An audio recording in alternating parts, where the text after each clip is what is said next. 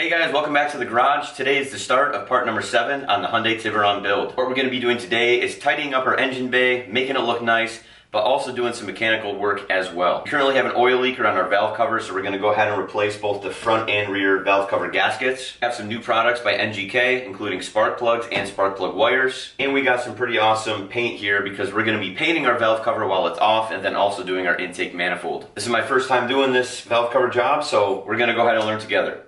Let's get started. Alright, so the first thing you're going to want to do is take off your engine cover. There's 4 bolts.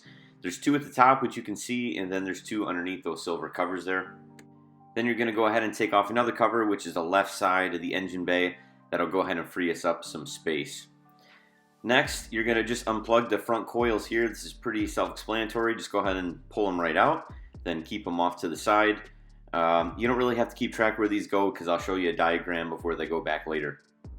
After that, you're going to go ahead and take off the timing cover, which is on the left-hand side of the engine. There's one in the front, one in the back, but obviously we're going to go ahead and do the front valve cover first.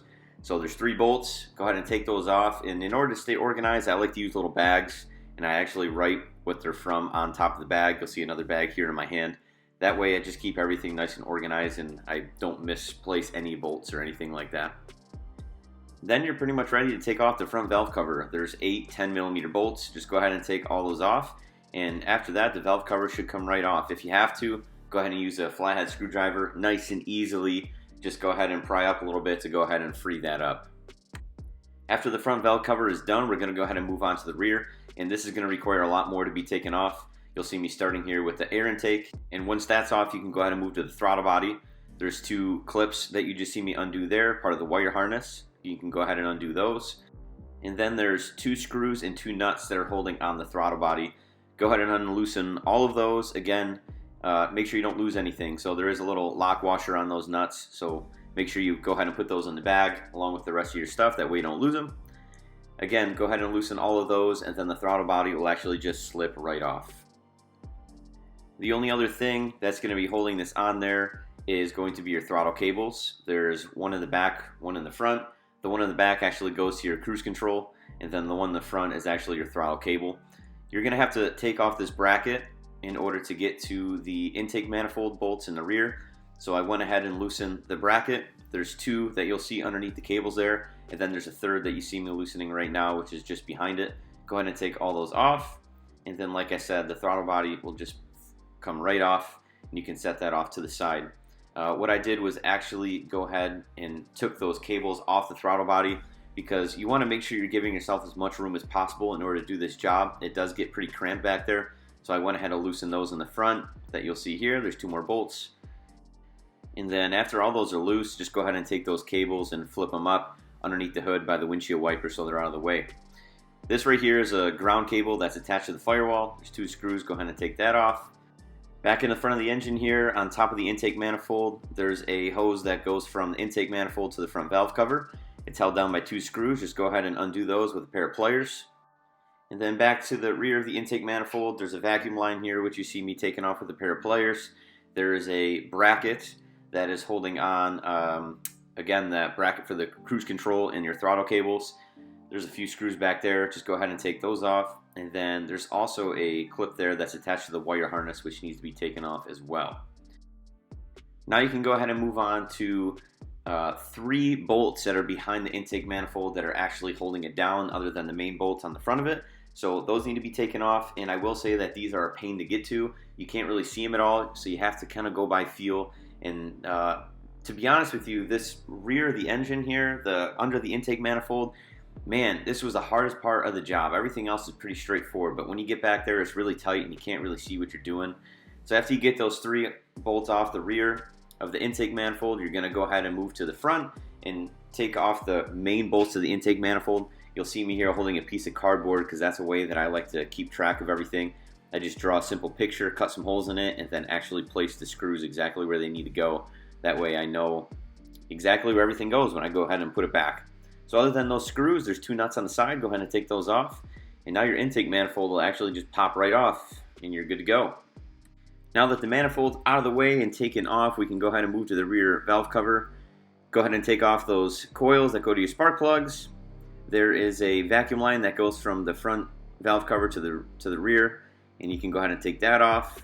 Front valve cover will just come right off after that, so you're good to go. And then here in the rear, we have to take off the timing cover, which we did in the front. Pretty self-explanatory. There's 3 more screws. And you'll see me actually having an issue here. I took off all the valve cover screws, but I couldn't get it to come off. Me not realizing that I needed to take off that black bracket, which you're seeing right now in the video. It's got a little pad on it. That actually needs to come off as well because it's hiding the last valve cover screw. It's actually right underneath that. And again, this was the hardest part of the job. This black bracket right here was just a pain in the rear. The screws holding it on are down underneath the engine, so you have to wrap around, and you cannot see these. You have to take a very small socket and just pretty much wiggle your way around down there in order to get these 2 screws off. So you're going to see me struggling for a while. Off camera, I am cussing out the engineers of this engine and everything else, but we got it off. You just have to be patient, and you have to take your time. And there it is right there. Got it. It's about time. And here you can see when I pull it out, you can see how far down those screws actually are, because that bracket is pretty big. Now looking at this rear valve cover diagram, that last 10 millimeter was underneath there, so we're going to go ahead and take that off. And then once that's off, you can go ahead and just pull that rear valve cover right off. Again, use a screwdriver if you have to, and boom, you're all done. Ready for paint. Alright, so it is now day number 2.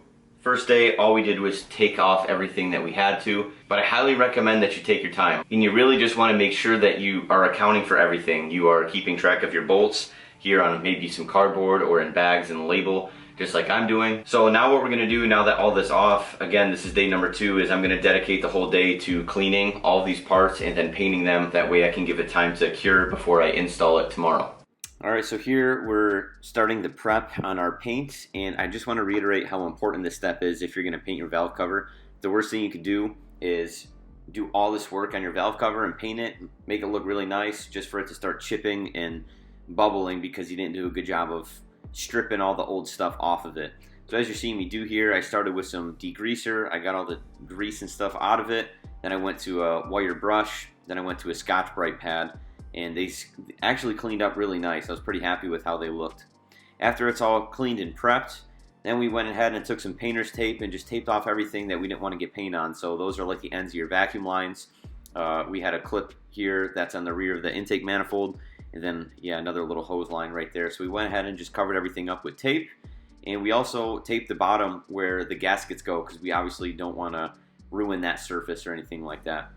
After we did that, we went ahead and took out the spark plug seals, and I really didn't like this. I don't have a spark plug seal puller. I don't know what they're called. I know that there's one out there, but after doing some research, I found that a lot of people just use flathead screwdriver and a hammer, and you just got to be really careful that we don't mess up anything. Next, what I did was I took some alcohol and I prepped the surface with gloves on. That way none of my oils from my hands or anything were getting on there.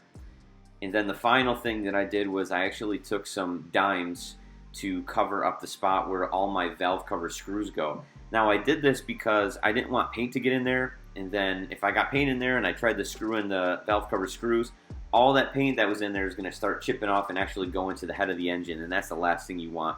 So I saw someone else do this on a YouTube video. I thought it was pretty clever, so I went ahead and did it. It actually worked out really well.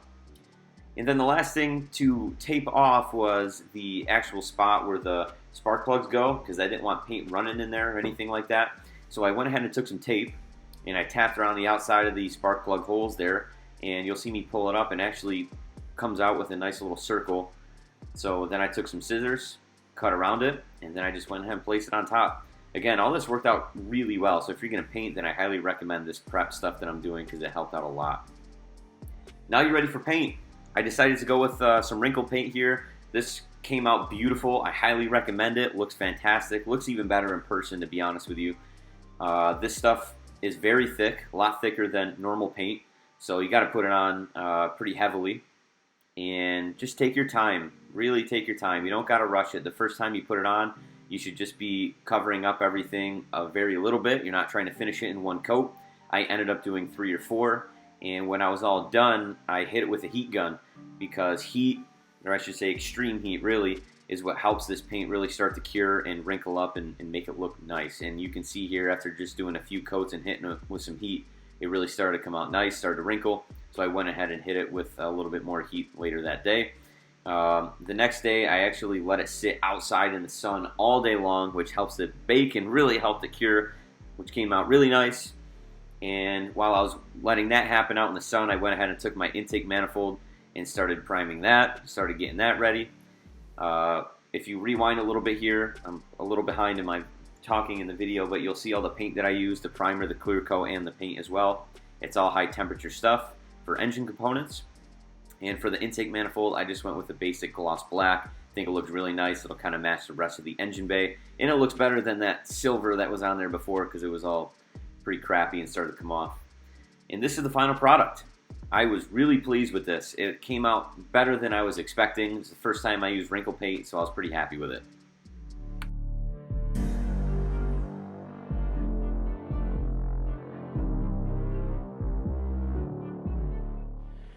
Alright, well, it is the last day. It's Sunday morning.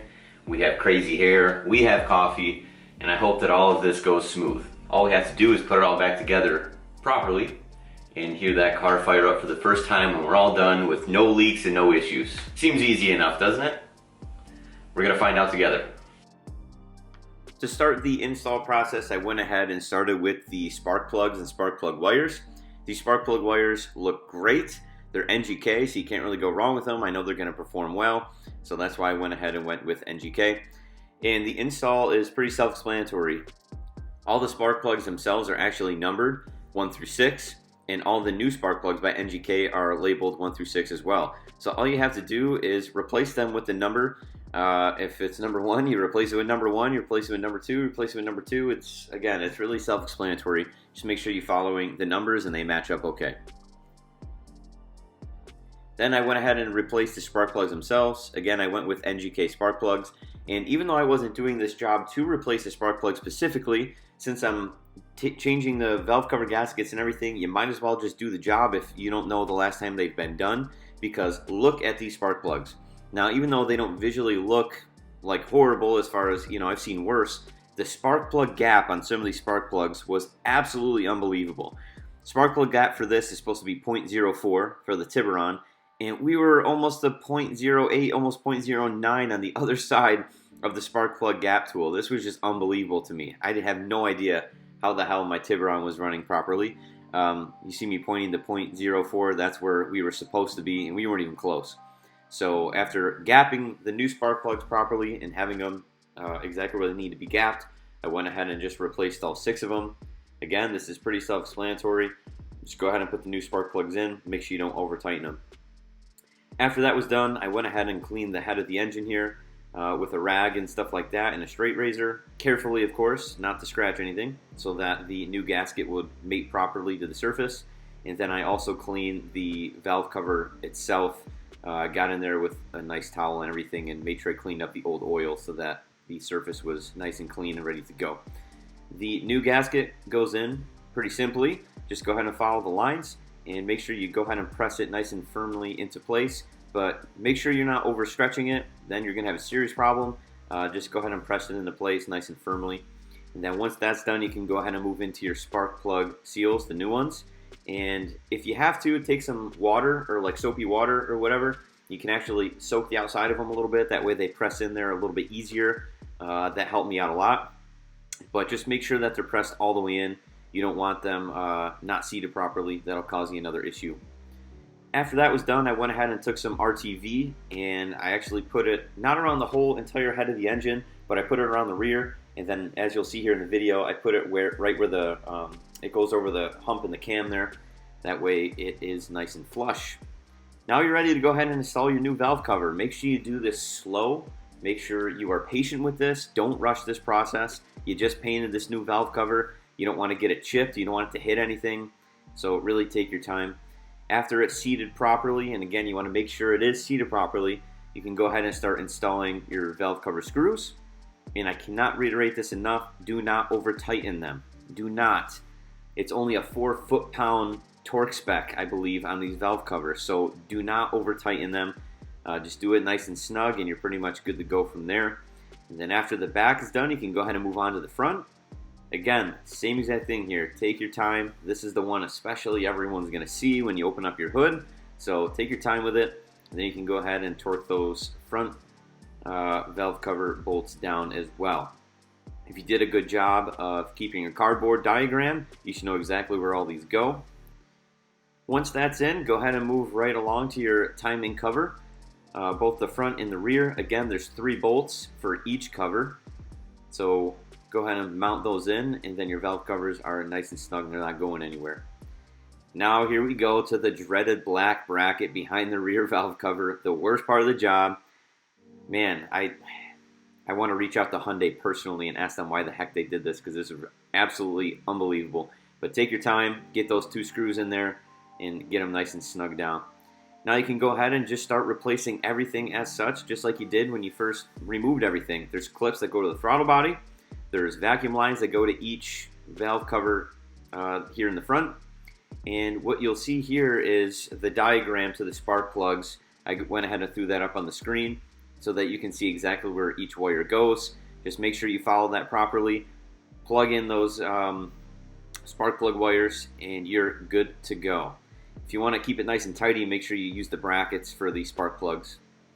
I went ahead and got a new intake manifold gasket. I probably didn't need one, but since it was off, I figured I would do it.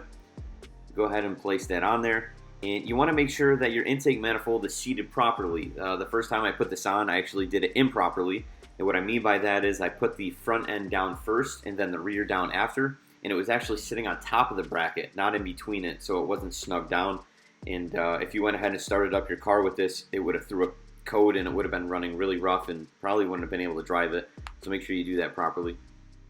All the vacuum lines, go ahead and installing right now. Again, if you did a good job of keeping track of your screws and bags and everything else, then you should really know exactly where everything goes, where all the screws are. So make sure you do a good job of tracking everything as you're taking everything apart. Before you put the actual intake manifold bolts in, you're going to want to go ahead and put the rear ones in first. Again, there's 3 of them. And then once that's done, you can go ahead and torque down the actual intake manifold bolts themselves, which are on the front here. I believe these were 14 foot-pounds. After that's done, go ahead and start plugging in your vacuum lines. That is behind the intake manifold. There's a vacuum line there, which you see me just do.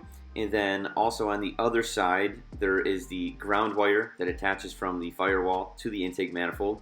There's 2 screws, so make sure that's down nice and snug. And then you can go ahead and go back to the rear of the manifold and go ahead and start installing the bracket that holds down your cruise control cable as well as your throttle cable.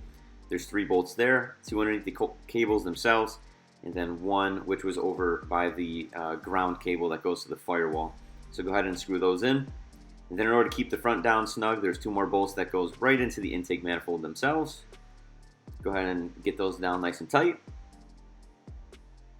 And then once that's done, again, I went ahead and just got a new throttle body gasket because why not? It was $2.50 from AutoZone. I mean, you might as well just do it when you have everything off. Gives me the peace of mind to replace stuff like that, so I just went ahead and did it. I slipped the throttle body back on, and there's 2 screws and 2 nuts. Do not forget to put the lock washers in before you put those nuts on, and then go ahead and torque those down. I believe these were also 14 foot-pounds as well. And then the last step is just putting back on your air intake, snug that down, and you're ready to go.